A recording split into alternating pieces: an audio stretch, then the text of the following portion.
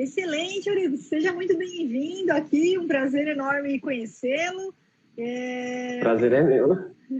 Eurípides, fiquei sabendo que você já entrou aí, já ganhou recentemente aí uma licitação. Me conta um pouquinho mais.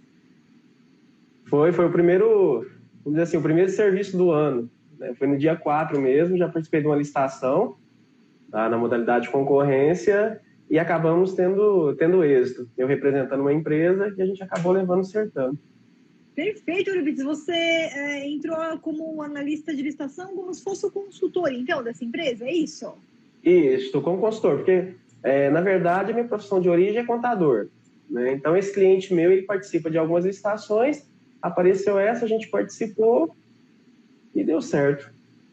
E já deu certo, já ganhou. Parabéns, Eurípides, por essa conquista. Só para eu entender melhor, Eurípides, desculpa, você começou o curso agora de analista de licitações em meados de... Dezembro. De dezembro? Se eu não me engano, acho que foi dia 13. Dia 13 de dezembro. E essa primeira licitação que você ganhou foi no dia 4 de janeiro? Dia 4. 4 de janeiro. Quer dizer, foram menos de 30 dias, mais ou menos uns 20 dias aí, né? Uns 20 dias, isso. Uns 20 dias mesmo, você já saiu vitorioso, já teve êxito. Já. Você utilizou recurso, alguma coisa? Não foi preciso. Não foi preciso. Excelente. Tivemos 3 empresas lá, tá? Então a gente já fizemos toda aquela parte prévia, né? Estudamos nossos concorrentes primeiro. Ótimo. E como era concorrência, então a gente já tinha que ir com um preço já que a gente tivesse certeza que ia dar certo. E no fim acabou dando certo, documentação toda em dia e graças a Deus conseguimos levar essa licitação. Eurípides, parabéns. Então, Eurípides, analista master aí, 20 dias mais ou menos aí entre a sua entrada aí no nosso treinamento e a vitória da primeira licitação dele aí, mais ou menos 20 dias ele já saiu vitorioso da primeira concorrência. Então, quero começar aqui te parabenizando, tá, Eurípides, pelo seu comprometimento, pelo seu empenho, se esse resultado aí foi obtido, porque você realmente fez jus aí, soube montar todo o processo, toda a documentação, fez todo o passo a passo, né, todas as fases aí com cautela, com cuidado, e trouxe êxito aí tanto para o seu cliente, né, e para a sua carreira também aí como analista master e consultor. Então, parabéns aí pela primeira vitória, a primeira de muitas, né, Eurípides? Com certeza a primeira de muitas. Opa, a primeira de muitas. E para começar o ano bem, eu digo isso, já foi para abrir porteira. Perfeito, Eurípides. Você sabe me dizer mais ou menos o valor dessa primeira concorrência que você participou? Essa concorrência ela foi em valor baixo. Uhum. Eu acho que, se não me engano, nós fechou ela em 39 mil. Excelente. Essa concorrência. Praticamente mais ou menos 39 mil, aí perfeito, excelente, para começar o ano excepcional aí, parabéns pelo resultado, viu, Eurípides? Obrigado. Para a gente começar aqui a mentoria, Eurípides, então, por favor, me conte aí como é que eu posso te ajudar. Bom, assim, são muitas dúvidas. Tá? Assim como eu venho fazendo o curso já desde o dia 3 de dezembro, como eu já tinha falado, eu sempre estou te mandando perguntas, questionamento, não sei se eu estou sendo tão chato ou invasivo com tantas perguntas que eu faço. Imagina, Eurípides, não existe... o que seria errado era não perguntar, né? Então, não é exatamente o empenho e exatamente o que distingue os resultados que você vai oferir aí na sua carreira como analista de licitação, é exatamente esse processo, você está se dedicando para o processo. Então, é muito importante, às vezes o aluno ele entra já, né, desesperado, eu quero já participar para ontem, já não, você tem que se dedicar ao processo da forma que você está fazendo, tirando todas as suas dúvidas, então você está se preparando da melhor forma possível, você já está resguardando, né, qualquer dúvida que pode acontecer, você já está antecipando, então eu fico muito feliz, muito contente de poder ajudar e você está no caminho certo, é assim mesmo que tem que proceder, a gente está aqui para andar juntos, tá? Não, ok. Bom, vamos lá, a enxurrada de dúvidas que eu tenho. Tá? Uma dúvida que eu tenho, assim, que aconteceu comigo, tá? Participei também de uma licitação nesse mesmo órgão, mas em uma outra unidade, é a questão da relação da documentação. Eu participei de uma licitação e perdi ela por falta de atenção. Por isso que eu falo, o analista ele tem que analisar o edital, você não pode ter aquela convicção que você sabe tudo, porque eu acho que foi numa dessa daí que eu acabei errando, e errando feio também, que foi a questão da vistoria. Então, assim, esse cliente meu, ele é da área de jardinagem, tá? Abriu o edital, a gente participou do edital, e como estava tão corrido, eu me atentei só a pegar a parte onde que listava a parte de documentação para habilitação, fiz o meu checklist, que toda licitação que eu vou participar, eu faço o meu checklist, para ter certeza que toda a documentação está sendo inclusa dentro do envelope, tá? Isso quando ela é presencial.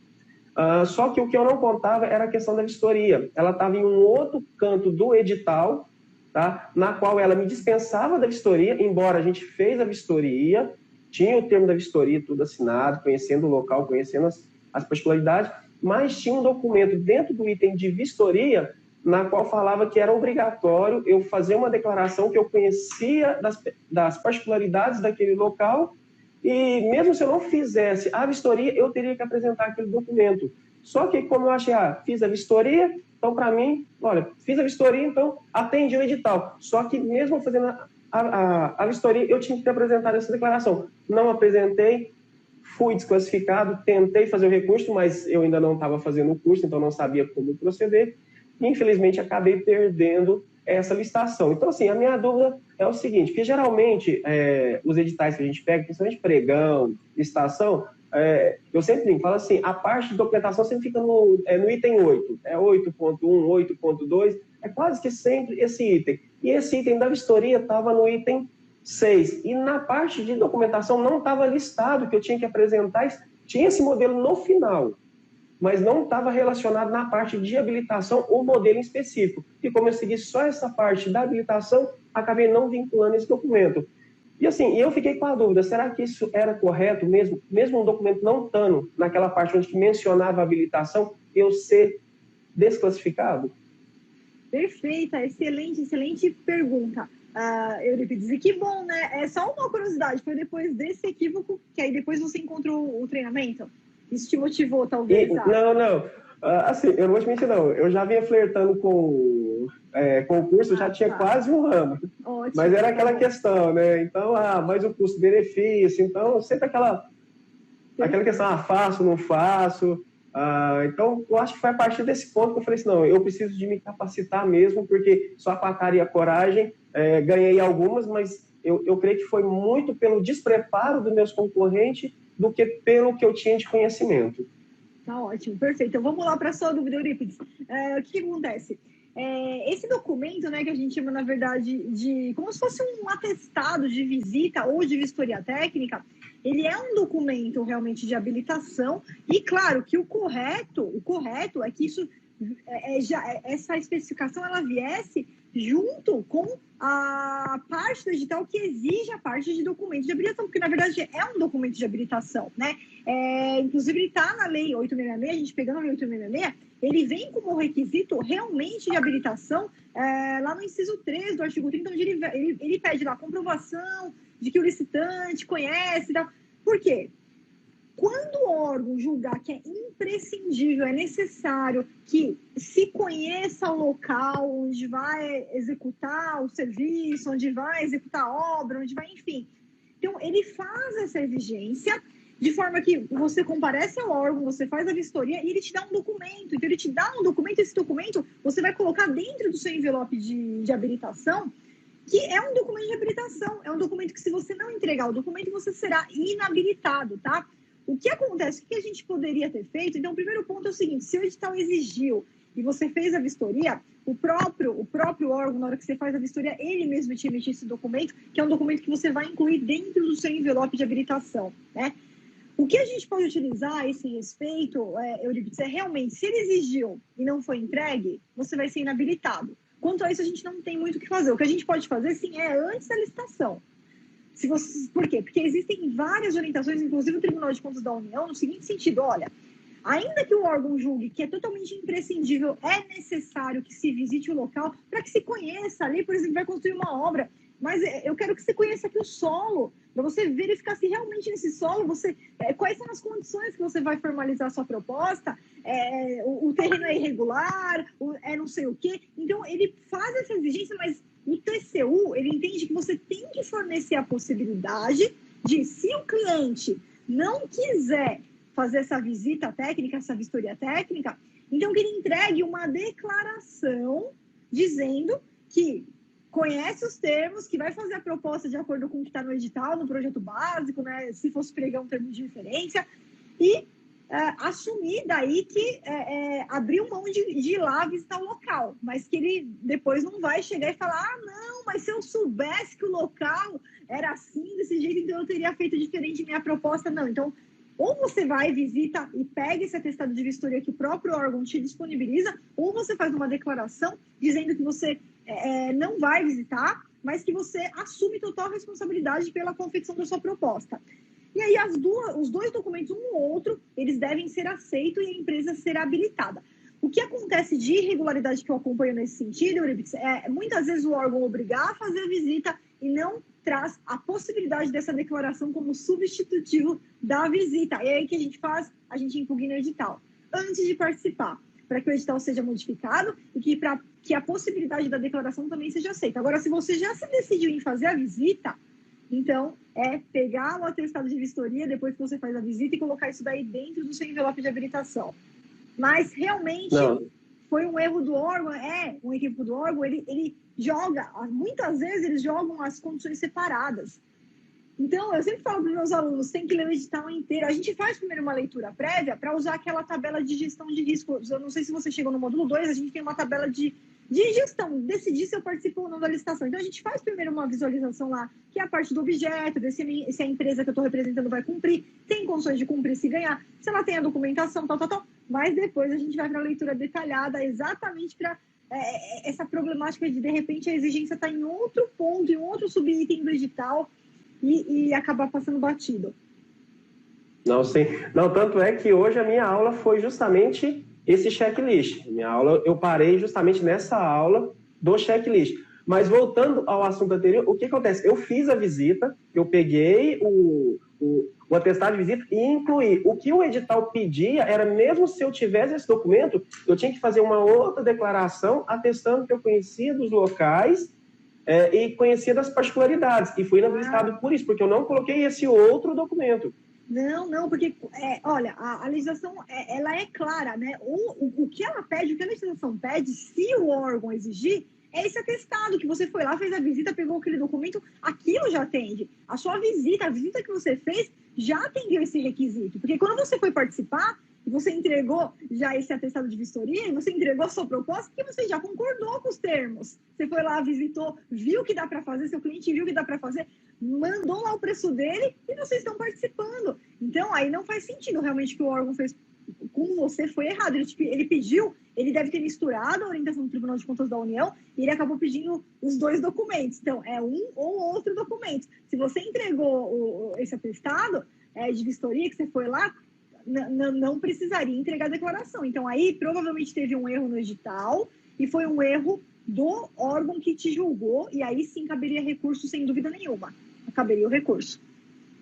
Não, sim, não. E assim, e para deixar mais triste é que o atestado de visita, ele não era obrigatório, ele era facultativo. A gente fez, assim, no meu entendimento, a gente fez a máxima, que é ir lá vistoriar o local. Porém, quem não vistoriou o local e apresentou só essa outra documentação, que foi o caso da empresa vencedora, acabou sagrando vencedor. E para piorar um pouco mais, esse órgão que eu participei é daquelas entidades parafiscais que fala, ou seja, é o SESC-Senat.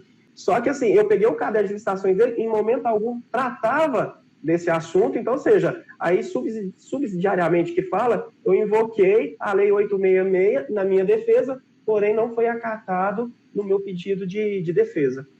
Se no regulamento deles eles tivessem previsto uma norma dessa, para começar, que a gente já teria problema, porque apesar do sistema S, ele não ter obrigatoriedade de seguir a Lei 866, ele presta contas ao Tribunal de Contas, né? E com certeza, o Tribunal de Contas, nesse julgamento, ele nem acataria se tivesse uma norma lá no regulamento interno deles falando que tem que apresentar as duas coisas, né? Porque, poxa, não faz o menor sentido. Então, realmente houve um erro aí na questão do seu julgamento, e que a gente conseguiria entrar com recurso na época, né? Se tivesse entrado lá na época, a gente conseguiria reverter essa situação, porque foi realmente um erro do órgão julgador. Mas já está quase terminando também, isso foi em março do ano passado, já está terminando o contrato, a gente vai participar agora de forma correta e ficar atento. Como a gente está participando do curso aí, então a gente já sabe agora fazer uma leitura mais aprimorada do edital. Então eu creio que não vai ocorrer mais esse tipo de lapso da minha parte, porque assim, por mais que o órgão também tenha tido o erro dele, também faltou um pouco de observação da minha parte, ou seja, de ler todo o edital. E uma vez, né, é o que eu sempre bato nessa mesma tecla, Eurípides, uma vez que você aprende, né, a rota do comprador, como você está aprendendo, você já fica muito mais sensível ao que o órgão pode e ao que o órgão não pode fazer. Isso daí te dá todo o subsídio que você precisa para você fazer uma impugnação. Então, quando você for participar agora novamente, dá uma olhada no edital e se tiver uma exigência desse tipo, você já faz a impugnação até antes de entrar no certame, né, e sendo necessário também o recurso administrativo. É aquela coisa, né, Eurípides? Eu sempre falo assim, ó, tem brigas que vale a pena a gente comprar, tem brigas que não vale a pena a gente comprar. Então, às vezes, se você julgar que, Flávia, essa briga não vale a pena comprar, então eu vou fazer a declaração, vou colocar lá e ponto final, né? Mas, dependendo do caso, que vale a pena brigar, que vale a pena ir para frente, é nosso direito e a gente realmente tem que agir. Não, sim. Tá? Eu tenho uma outra dúvida também, é referente a uma licitação que eu participei também. É um pregão presencial, tá? No objeto, o tipo de julgamento era pelo preço global. Chegou no dia, 15 empresas, eram 16, uma já foi desclassificada na hora, então sobraram 15 empresas. O que acontece? Como o julgamento era global e tinham 3 itens, o pregoeiro, na hora, ele se equivocou e acabou fazendo o julgamento por item e não pelo preço global. E deu uma confusão, porque muita gente levou o preço fechado, tiveram que fazer conta para tentar chegar no unitário, eram itens com valores diferentes, não era itens comuns. O que aconteceu? Deu muita confusão. Passaram para a fase de negociação 5 empresas, e todas as 5 empresas, inacreditavelmente, todas foram desclassificadas por parte de documentação, até pedir para colocar em ata para que fosse tomada as devidas penalizações para essas empresas, porque acabou frustrando, todo mundo estava lá. A gente ficou em 7º colocado. Então, ou seja, se não fosse essas empresas, fatalmente a gente teria entrado na disputa e provavelmente teríamos chance de ter levado a licitação. Só que todas foram inabilitadas e o pregoeiro ele resolveu revogar a licitação. No caso, como o pregoeiro ele teve essa confusão, seria, vamos dizer assim, passível da gente apurar isso e ele também sofreu uma sanção? Porque ele no meu modo, ele causou um tumulto na licitação e acabou prejudicando os demais que estavam ali de forma mais comprometida a participar da licitação. Um erro desse, né, Eurípides, mudar a forma de julgamento ali na licitação por um equívoco, né, do pregoeiro, sem dúvida nenhuma. Um equívoco desse, ele prejudicou empresas que, de repente, já conseguiriam, causou todo esse tumulto. Então, sem dúvida nenhuma, ele causou ali um vício de anular aquela sessão. Quando ele cometeu equívoco, a gente não pode mudar a forma de julgamento na hora da licitação, né? Então, se você tem uma definição de julgamento por valor global, ele chegou lá, se embananou inteiro, tentou fazer o julgamento por item, com certeza que deu resultados errados pela confusão lá que ele possa ter causado. Então, uma atitude dessa, sem dúvida nenhuma, ele acaba causando um vício ali no julgamento daquele certame. Primeiro porque ele descumpriu o edital. Só pelo fato de descumprir o edital, porque a forma de julgamento que está no edital, ela vincula como a gente vai fazer no momento da licitação. Não pode ter surpresa, não pode ter mudança de regra na hora da sessão. Então, só esse vício a gente já consegue fazer a anulação dessa sessão por conta de o pregoeiro ele ter passado por cima do edital naquele momento que ele fala que o julgamento teria ser por valor global, e ainda mais se isso efetivamente prejudicou alguma empresa, piora ainda a situação dele. Aí como é que funciona, Eurípides, a questão do pregoeiro, do servidor público, ele responder por isso, né? A gente sempre faz, quando a gente faz alguma denúncia, alguma representação, ou até mesmo sem denúncia, sem representação, os órgãos de fiscalização, eles costumam pegar os processos por amostragem. Quando tem uma denúncia, aí ele pega aquele processo e vai ver o que aconteceu. Então, toda vez que eu denunciei alguma licitação, alguma irregularidade para algum tribunal de contas, por exemplo, eles foram lá, pegaram aquele processo, reviraram o processo para ver o que estava certo e o que estava errado. E, de fato, se houve realmente equívoco por parte de algum servidor, eles vão ver quem foi o culpado, nesse caso foi o pregoeiro, e aí ele vai verificar qual que é o tipo de processo que ele vai responder. Por exemplo, vou só te dar um exemplo.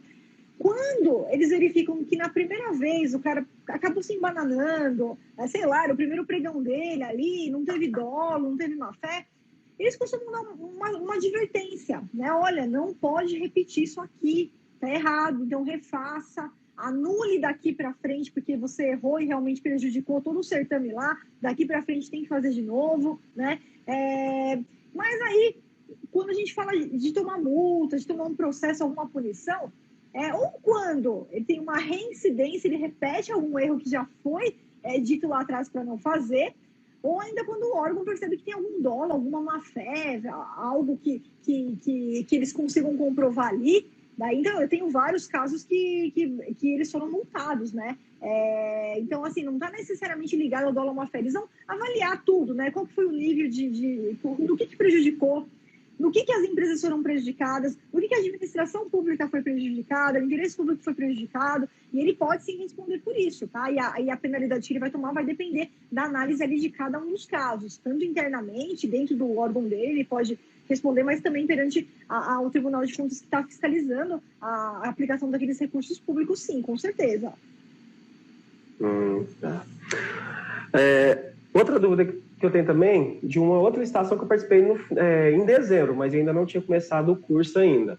Tá? Então, a gente acabou não levando o certame por conta de preço. A gente não quis baixar o preço, tá? A outra empresa estava com a documentação certa, tá? Porém, na hora dela apresentar a planilha dela, ela apresentou a planilha e, como eu sou contador, então eu vi que ela deixou de custear alguns itens trabalhistas na sua planilha.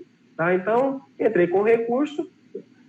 Isso tudo foi um pregão eletrônico. Entrei com recurso, tá? Só que no portal, é o portal da BLL. Não sei se você já ouviu falar desse portal da BLL. Tá? Nesse portal, abriu-se o período para recurso, a gente colocou o período para recurso, eu vinculei o recurso tempestivamente, porém, acompanhando, já apareceu na fase de adjudicação e depois de homologação. Só que eu percorri todo o portal eletrônico e não encontrei qual que foi a decisão do pregoeiro. Passei e-mail para eles, deve ter uns 3 dias que eu passei esse e-mail, e até agora eu não recebi a resposta. A minha dúvida é o seguinte, essa decisão não deveria também estar vinculado no portal? Sim, sem dúvida. O órgão que você participou é órgão municipal? Prefeitura. Prefeitura, tá. Ainda assim, tá? Tudo tem que ser transparente. Então, ainda mesmo que seja um outro portal, né, esse que você está participando, o que pode ter acontecido, Eurípides? Aí seria muito importante, além de mandar e-mail, talvez você de repente entrar em contato, dar uma ligada para o órgão. Talvez o pregoeiro, ele não, naquele juízo de admissibilidade, ele de repente não aceitou o seu recurso, o que seria um erro, né? Porque no juízo de admissibilidade, o juízo de admissibilidade é aquele primeiro momento que é assim, quando você manifesta de forma imediata e motivada que você quer recorrer, ele analisa a questão da tempestividade, né? Se você, por exemplo, deu lá 30 minutos para você, ou 1 hora, por exemplo, para você interpor essa primeira fase, que você só manifestou, vou recorrer contra a classificação aqui da primeira colocada, porque na planilha dela está faltando os custos trabalhistas, ponto. Daí você vai ter o prazo lá de 3 dias para você colocar suas razões recursais, tá? Nesse juízo de admissibilidade, então, o pregoeiro ele não pode falar sobre o mérito, ele não pode falar assim, não, o Eurípides aqui tem razão, ou ele não tem razão, não, ele tem que ver, é tempestivo? Sim. Ele está recorrendo contra uma decisão que foi prejudicial para ele, sim, porque a classificação da sua concorrente é prejudicial para você. Então, tá ótimo, ele vai pedir uma nova decisão? Sim, vai pedir que desclassifique aquela concorrente. Ótimo, então ele tem que aceitar. E aí, nos 3 dias que ele vai deixar para decidir. O que pode estar acontecendo pelo que você me relatou nesse juízo de admissibilidade, ele simplesmente não ter aceito por ele ter antecipado e ele mesmo ter julgado o mérito. Isso já é um erro. E já caberia até uma denúncia até uma denúncia interna, porque ele não poderia ultrapassar essa fase do juízo de admissibilidade. Não é o momento, ele teria que dar o prazo dos 3 dias para você entrar com as suas razões. Se o seu concorrente quiser entrar contra as razões, ele entra e depois que ele decide. Então, dá uma ligada, porque se ele passou por cima, aí você não vai conseguir talvez ver, porque talvez ele não tenha aceito o seu recurso naquela primeira fase, o que é um erro do órgão. E aí você fala, olha, ou você volta à fase, aceita o recurso e analisa o recurso, ou eu vou ter que entrar com uma denúncia, com uma representação contra vocês. Porque, de fato, tem esse erro, e isso aqui precisa ser sanado e a empresa tem que ser desclassificada. Não, tá. Assim, de fato, ela aceitou o recurso, porque a gente manifestou, ela deu um prazo de 2 horas para quem quisesse manifestar, a gente teve que motivar, a gente motivou e ela aceitou. Apareceu deferido a motivação. Aí, quando foi no dia 22, ela abriu o prazo para a gente poder apresentar as razões, certo? Aí, só que o que acontece? Peguei os 3 dias de prazo, fiz que ia terminar no dia 29, entreguei o meu recurso. Quando foi no dia 4 de janeiro, ela veio, colocou uma mensagem lá falando assim que devido ao final de ano, aos decretos, ponto facultativo,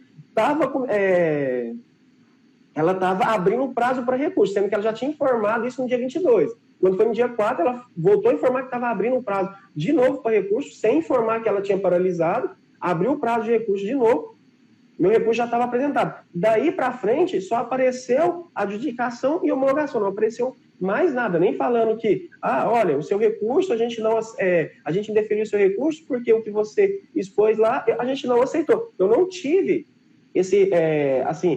essa resposta por parte do órgão, até para me analisar, porque às vezes você entra com recurso, você não tem, às vezes, como é que fala? Você não tem razão no seu recurso, mas ela me dando a resposta, eu vou analisar, não, realmente, entrei com recurso e realmente não cabe recurso. Mas eu fiquei sem saber o porquê que ela não aceitou o meu recurso, sendo que ela tinha aceitado na manifestação. Eurípides, você vai pedir pedidos de vistas aos autos desse processo, tá? Porque se por acaso ele falar que, olha, não teve lá, o sistema não tem um lugar hábil, lá só aceita, vamos supor, tem sistema que só aceita lá 500 caracteres, e daí eu não consigo colocar a motivação lá por conta de uma limitação do sistema, né? Que às vezes o sistema ele tem uma limitação de caracteres que ele consegue colocar, então, mas nos autos do processo, a gente tem que ter essa motivação. Então, ainda que não esteja lá no sistema, que no sistema ele só colocou lá indeferido, tá? Mas então pede vista aos autos do processo, tá? Se for um processo eletrônico, eu não sei se essa prefeitura utiliza processo eletrônico, você consegue fazer esse pedido de vistas e ver tudo pela internet. Se for um processo em papel, é um município que fica longe da sua residência? Não, 40 quilômetros. 40 quilômetros. Tá, então, mas antes você liga para ter certeza se não é um processo eletrônico, senão você vai até lá à toa, vai se deslocar à toa. Entre em contato e fala, eu quero pedir vistas aos autos do processo porque eu quero ver a fundamentação do meu recurso não ter sido aceito, tá? E tem órgão, Eurípides, agora falando em off aqui com você, né? Porque qual que é o que ele tem que fazer? Ele deve, direito seu de qualquer um, é conceder vista aos autos do processo, se for eletrônico pela internet, se for pessoalmente lá no órgão, tá? Mas existem pregoeiros, existem equipe de apoio que eles facilitam o jogo. E às vezes ele deve falar, olha, eu estou aqui com o processo, mas eu posso te mandar aqui a motivação do recurso. Qual que é o seu e-mail? Ele não é obrigado a fazer isso, mas de repente, se você conversar, ele faz isso, você não precisa nem se deslocar até lá. É tudo questão da gente tentar conversar. Se ele não tiver como e você tiver que se deslocar, e você fala, olha, eu posso ir, qual o dia que eu posso ir, que eu quero ver a motivação, e eu vou me deslocar aqui 40 quilômetros, tal, né, para ter acesso a essa motivação. Então, dá uma conversada, que muitas vezes ele pode até, quem te atende aí, de repente, está com boa vontade, facilita a briga aí para você, tá? Mas nos autos tem que constar essa motivação, sem dúvida nenhuma. Ainda que seja uma limitação do sistema, nos autos você tem que ter acesso a toda essa motivação fundamentada do porquê que seu recurso foi improcedente. Não, ok. Deixa eu ver aqui outra aqui. É uma dúvida na qual eu já sei praticamente a resposta, mas é só para afirmar mesmo. Claro. Uma empresa, ela está participando de uma licitação no portal do SICAF, vamos supor, um órgão de uma prefeitura tal, e ela é inabilitada e sofre uma sanção lá de não poder licitar com aquele órgão. aquilo, mesmo dentro do CICAF, ela só equivale dentro daquele órgão ali, né? Ela não vai abranger todo o CICAF, não, né? Então, vamos lá, Eurípides. Isso vai depender de qual foi a sanção que foi penalizada. Se a gente pegar lá a Lei 8666, no artigo 87, a gente tem lá alguns critérios de sanções. Então, por exemplo, se ela toma uma advertência, é só um puxão de orelha, tá? Se ela toma uma suspensão pelo artigo 87, inciso 3, essa suspensão ela só é válida no órgão que aplicou. Então, vamos supor, eu moro aqui em São Caetano do Sul. A Prefeitura de São Caetano do Sul aplicou a sanção de suspensão para o seu cliente, tá? Pelo artigo 87, inciso 3. Significa que o seu cliente ele só não vai poder participar das licitações que acontecem na Prefeitura de São Caetano do Sul. Mas em qualquer outra prefeitura ele pode participar, em qualquer outro órgão, tal. Agora, se for uma declaração de inidoneidade, tá? A declaração de inidoneidade ela tem fundamento lá no artigo 87, inciso 4 da Lei 8666. Só que quando a empresa é penalizada com essa declaração de inidoneidade, ela fica impedida no Brasil inteiro. Do Brasil inteiro. Então, a gente vai ter que analisar, quando a gente olha o CICAF ele funciona também como um cadastro de penalidade, né? Não tem só ele, mas ele é um dos cadastros de penalidade. Então, o órgão, quando ele olha lá o CICAF, ou quando você consegue ver lá também a consulta pública, como a gente viu lá, você tem como ver os seus concorrentes também.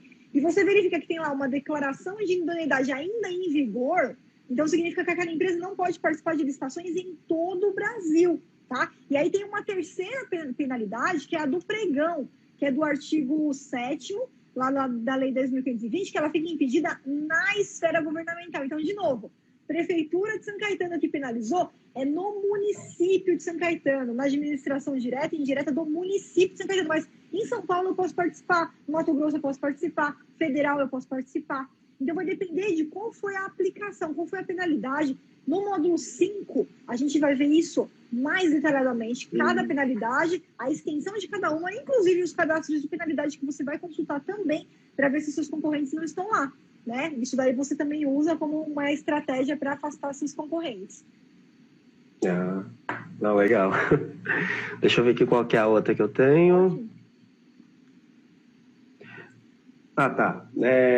Voltando agora ao cliente que eu participo com ele com frequência nessa parte de jardinagem. Então, assim, tem muitas licitações que ele vai participar que ele não precisa de lotar um funcionário naquele órgão. Então, ou seja, vai lá, presta serviço, ou seja, 2 vezes no mês só, ele consegue fazer 2 dias no mês, ele consegue fazer todo o serviço, certo? Então, o órgão ele não exige que o funcionário ele seja registrado, tá? Mas o órgão ele pode pedir sim que esse funcionário que ele está lotando lá, pelo menos tenha os seus recolhimentos previdenciários recolhidos na forma de autônomo. Isso, é porque o órgão, né, quando a gente fala desses recolhimentos,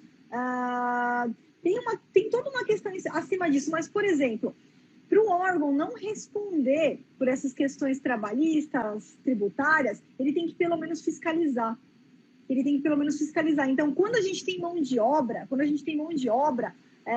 locada, ainda que seja 2 vezes por semana, 3 vezes por semana, né? É diferente de um caso de, por exemplo, o cara vai instalar um ar-condicionado, ele foi lá, instalou o ar-condicionado e foi embora. É diferente, né? Então, quando você tem a questão da execução de serviços, vai ter que ser verificada essa questão das verbas. E olha, se o órgão não fiscalizar, ele pode depois responder por isso numa futura ação trabalhista. Esse que é o problema. Por isso que ele faz essas exigências segundo a legislação trabalhista mesmo. Então, ele vai fazer de acordo com a legislação trabalhista. Não, mas no caso aqui é que ele não fiscaliza, ele não cobra essa conduta. Ele simplesmente, ou seja, porque esse cliente ele trabalha, vamos supor, em diária. Não só ele, mas todo mundo desse ramo. Eu não sei se é cultural, mas eles pegam pessoas por diária, tem uma demanda num tal órgão. Eles pegam qualquer pessoa, leva lá para poder fazer o serviço e paga só a diária. Vou pagar a diária de R$100. Paga só R$100 para a pessoa ficou lá 2, 3 dias trabalhando lá e não teve nenhum recolhimento previdenciário. Pela legislação, a gente sabe que você tem que recolher através, como se você estivesse contratando um autônomo, ou seja, a minha empresa que eu estou representando. E eu vejo que o órgão deveria fiscalizar e deveria solicitar, olha, por mais que esse funcionário ele não é CLT, ele não tem registro com você em carteira, mas pelo menos você vai ter que recolher o INSS dele de forma autônoma, passando pela chefia do Código 13, que é o que a gente está acostumado a fazer. Isso, o problema, então, se o órgão não faz essa fiscalização, tem súmula até do Tribunal do Trabalho, né, que ele pode responder por isso futuramente. Então, se esse funcionário amanhã entra com alguma ação, alguma coisa, a administração pública também ela pode responder por conta disso. Então, aí tem que ser verificado caso a caso, né, Eurípides? Qual que é a relação, essa questão aí de locação de mão de obra, mesmo não sendo exclusiva, mas a administração ela tem sim que fiscalizar, o gestor, o fiscal que cuida do contrato também tem que ficar em cima disso, porque senão ela pode ter um problema futuro que ela também entre aí de forma solidária para responder por esses encargos também. Tá. Uma dúvida que eu tenho, foi a primeira vez que eu participei de uma licitação naquele portal do Banco do Brasil. Achei estranho, foi a primeira vez que eu participei, que a gente tinha que pagar pelo cadastro, né? Então, ou seja, a empresa tem que pagar pelo cadastro. Então, assim, na época eu fiquei, pé da vida, cuspi marimbondo, mas meu cliente foi lá, pagou. Ainda bem que a gente conseguiu levar a licitação, conseguimos vencer, tá? E era naquela época que ainda tinha aquele sistema randômico ainda. Eu acho que foi na última hora que eu dei o lance aqui, o sistema já travou já. E foi assim, foi sorte. Esse aí eu não falei que foi mérito, foi nada, foi sorte. Foi na hora que nós deu o lance, o sistema caiu, opa, levando. Mas essa questão, vamos supor, das empresas utilizar o portal do Banco do Brasil e a empresa ela tem que pagar por esse acesso, isso não fere a legislação quanto vamos dizer assim, porque toda a licitação, todo o processo licitatório ele tem que ser de forma gratuita, ele não pode onerar a empresa que está participando. Isso não causa, às vezes, algum atrito jurídico, não? Então, o Banco do Brasil, se você entrar até lá na página de abertura, ele tem até uma motivação lá, que é a questão dos custos, porque como eles, enfim, não foi nunca disponibilizado gratuitamente o Banco do Brasil, nem para o órgão público e nem para o setor privado, né?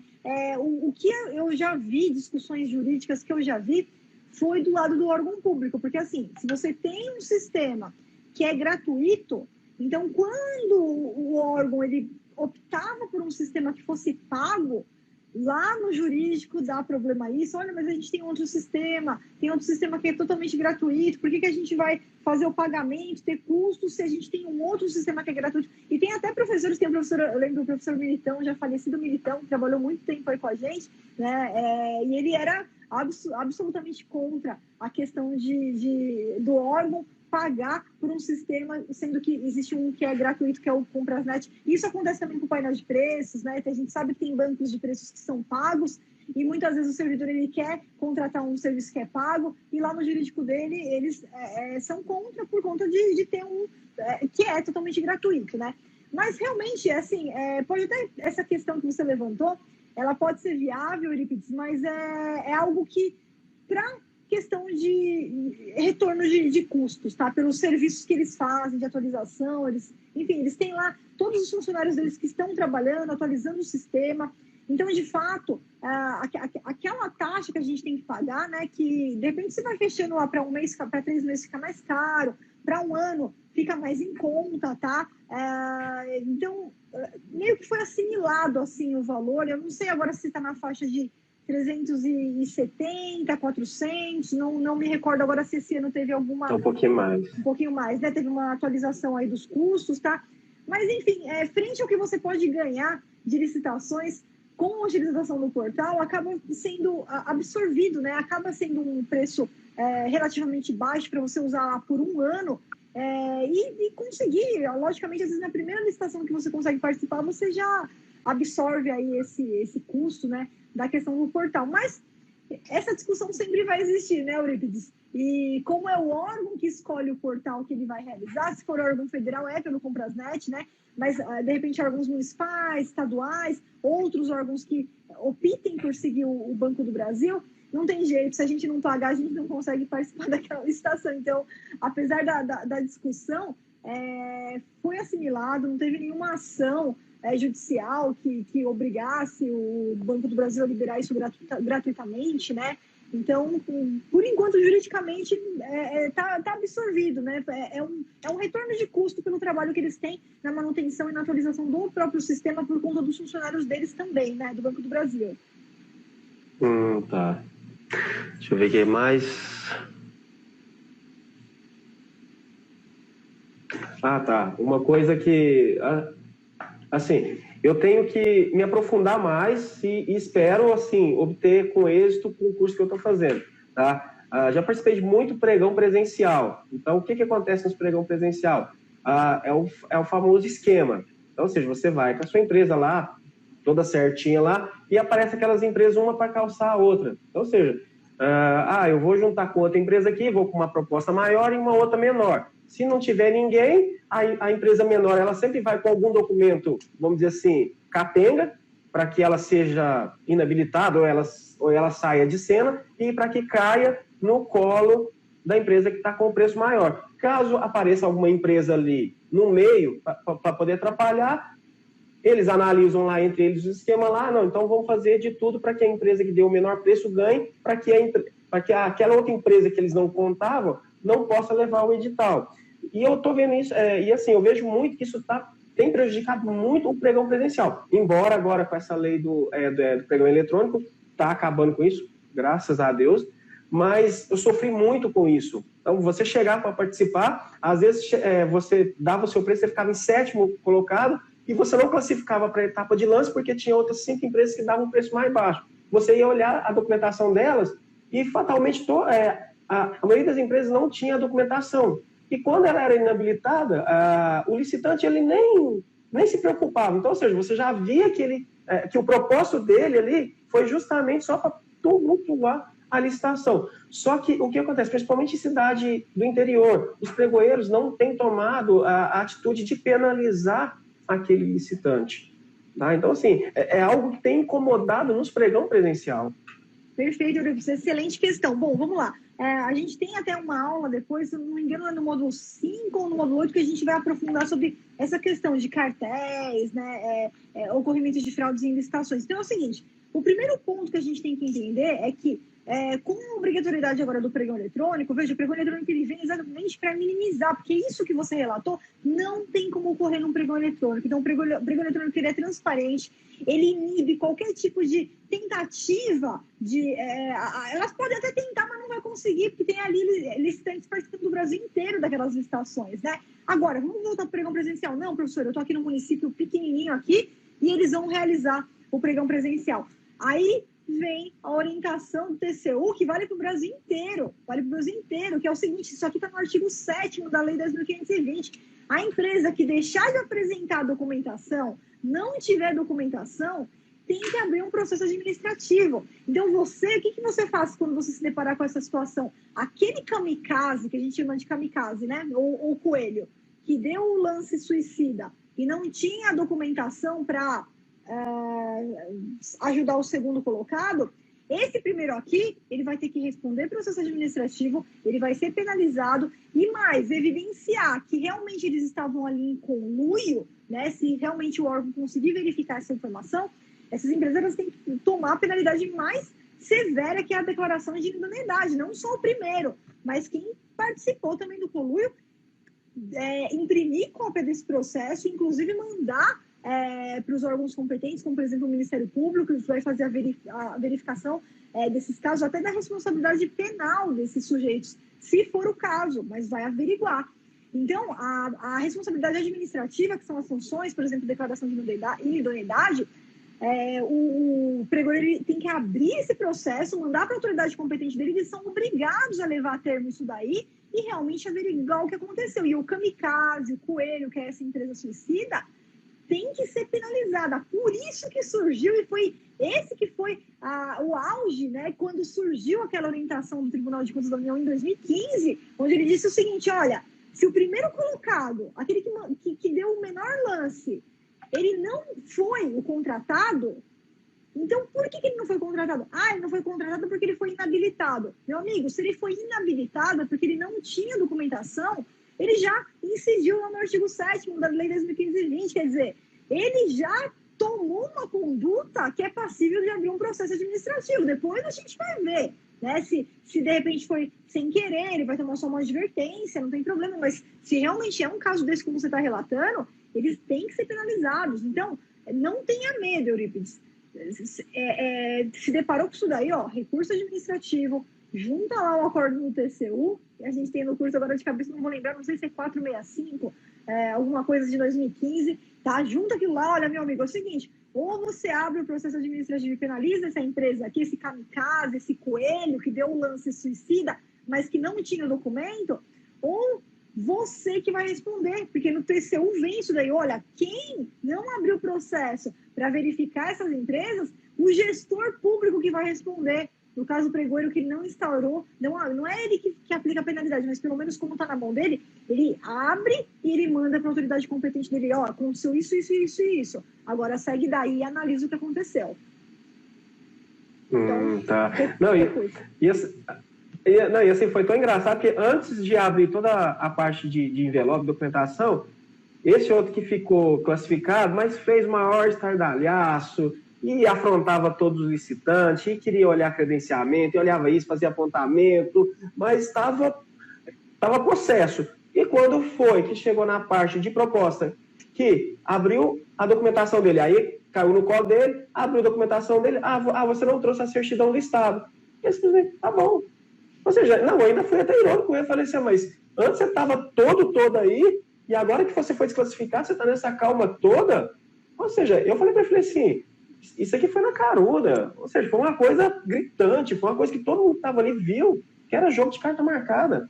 Só que o que acontece? Como a gente estava lá, a gente estava em 15 empresas, a empresa que tentou se beneficiar, também ela foi inabilitada porque ela errou também em documentação. Só que foi um erro bem, vamos dizer assim, eu acho que não foi premeditado, eu acho que foi um erro grotesco mesmo, que a pessoa, nem ela não esperava, ou seja, ela armou todo o circo, e na hora que você falou assim, não, as outras eu vou tirar a documentação, mas ela acabou errando na documentação dela também. Foi onde que se classificou todos e o pregoeiro resolveu revogar a licitação. Mas ainda que a licitação ela pode ser revogada, pode ser anulada, pode ser o que for. Isso não pode passar. Tem que ser aberto um processo. Então, foi inabilitado, ele vai abrir um processo. Claro que cada caso é avaliado. Então, esse cara aí que, de repente, aquele cara lá que, coitado, ele tomou todas as cautelas, foi um erro do empresário, não ali. Oi, tá. Voltou, né? Então, voltou. Tem que ser aberto o processo. Então, independentemente, mesmo que não comprovassem a fraude, não teve como comprovar, ele vai responder o processo simplesmente porque ele foi inabilitado. Então, exatamente esse artigo 7º e essas orientações do TCU, elas vêm para isso, porque não é lugar para aventureiro, né? Então, tem que participar, mas com todas as cautelas. Então, quando acontecer isso, entre algum recurso. Se você perceber que nada foi feito, já vai para a denúncia, vai para a representação no módulo 3, você tem todos os modelos, todas as etapas internas, externamente, para órgão de controle, porque isso daí, com certeza, é fiscalizado, eles não vão deixar quieto isso daí. Hoje, os órgãos de controle estão em cima aí, tanto do pregoeiro, quanto da autoridade competente, para verificar a questão da aplicação de penalidade, sim. Tá, tá quase acabando o nosso tempo já. Agora, assim, é mais um comentário para quem está assistindo a gente aí na live aí. Claro. Tá? Eu tinha uma mentalidade totalmente diferente antes de começar o curso. Eu achava que simplesmente eu entender da parte documental, fazer meu checklist lá, ou seja, aquela questão, né? Sou contador, então eu já estou apto a participar de licitação. Mero engano. Tá? Então, eu tinha meu checklist, chegava lá todo, porque eu era diferente dos meus concorrentes. Como eu disse, comecei a participar mais de licitação pelo despreparo de onde eu ia participar. Tá? Mas hoje eu vejo que não basta simplesmente você só conhecer da parte de documentação, não, entreguei toda a minha documentação correta. Isso já não é mais suficiente para você ter êxito em uma licitação. Então, estou adorando o curso porque a gente aborda todos os aspectos, desde quando nasce a necessidade da licitação até a sua execução, até quando o contrato está sendo executado, tem como a gente também está fiscalizando. Às vezes a gente não consegue inibir uma empresa que foi lá e deu um preço muito baixo na licitação, porque ela leva toda a documentação, ela se preparou, tá, beleza, mas não acaba ali, você tem o dever e a obrigação de quê? De ir lá fiscalizar para ver se está executando certinho, se ele está por exemplo, no meu caso, que represento muita empresa de prestação de serviço, se está sendo recolhido todos os encargos, está sendo pago o salário correto, conforme o sindicato, porque eu já consegui vencer uma licitação dessa maneira. A gente ficou no pé do órgão, a empresa que estava tocando o contrato não pagava salário em dia, tinha a questão do INSS patronal que ela não recolhia. Então, ou seja, ela usava de vários artifícios para poder se beneficiar e tocar o contrato. Só que ela estava praticando vários crimes fiscais e trabalhistas. Então, a gente foi em cima do órgão, a gente ameaçou o órgão a levar isso para o Tribunal de Contas. Então, nessa hora foi onde que eu conheci a figura do gestor, tá? Do fiscal do gestor, do fiscal de contrato. Então, ou seja, eu tive o prazer de conversar com eles, conversei com o chefe da contabilidade, conversei com a tesoureira. Então, assim, nessa hora eu não vou fazer jogar, não, me senti o máximo, porque entrei num órgão lá, numa reunião lá, só com gente graúda, ou seja, todo mundo me dando ouvido, porque eles estavam apavorados.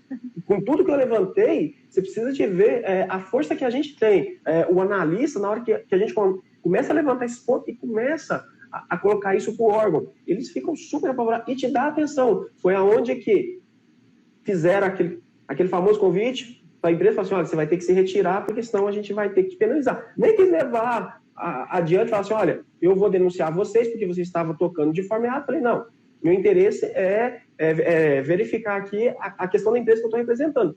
E, de fato, abriu-se o edital, a gente conseguiu vencer o certame. E detalhe, a empresa da qual eu estava concorrendo acabou virando minha cliente. Então, ou seja, hoje eu participo de licitação também para esse outro concorrente, da qual eu venci a licitação. Então, ou seja, mostrei uma capacidade de hora que eu nem tinha um curso. Então, ou seja, eu estou muito empolgado com esse curso e eu sei que com o curso que eu estou fazendo, o céu é o limite. Isso mesmo, Eurípides, excelente. Olha aí o depoimento do Eurípides, pegou até os concorrentes como cliente, né? Não, então, sim. É para você ver assim, a possibilidade de trabalho que a analista de licitação tem, né? Você já estava com o cliente e mostrou toda a sua competência, todo o seu empenho e já aproveitou o concorrente. Puta, eu quero esse cara. É meu. Não, para mim, né? Não, e acontece uma situação inusitada, que às vezes sai uma licitação e como eles têm os mesmos objetos, aí fica, olha, você vai para mim.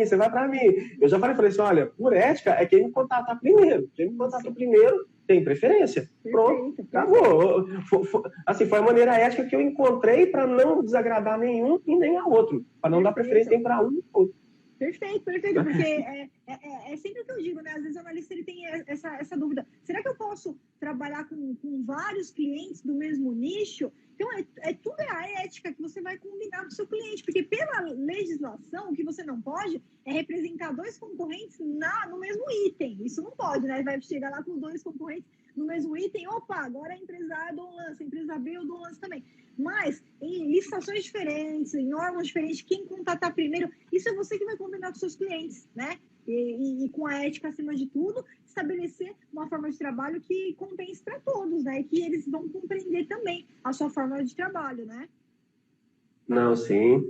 E assim, o tempo já está caindo agora, só mais uma outra observação. Eu tinha receio do pregão eletrônico, porque eu falei assim, no pregão presencial eu consigo fazer meu marketing, eu consigo entregar um cartãozinho, consigo ter o contato com as pessoas. Então, eu estava preocupado com essa onda do pregão eletrônico, de eu não ter contato com as empresas. Mas com o curso eu vi que é totalmente diferente, ou seja, as chances são maiores ainda, porque você fica tendo acesso a todos os dados cadastrados. Então, ou seja, isso te permite você fazer uma apresentação, às vezes online, por telefone, ou seja, fazer aquele trabalho de marketing mesmo, com as empresas que ali participaram. Então, assim, eu vejo grandes oportunidades agora de crescimento nessa carreira de analista master.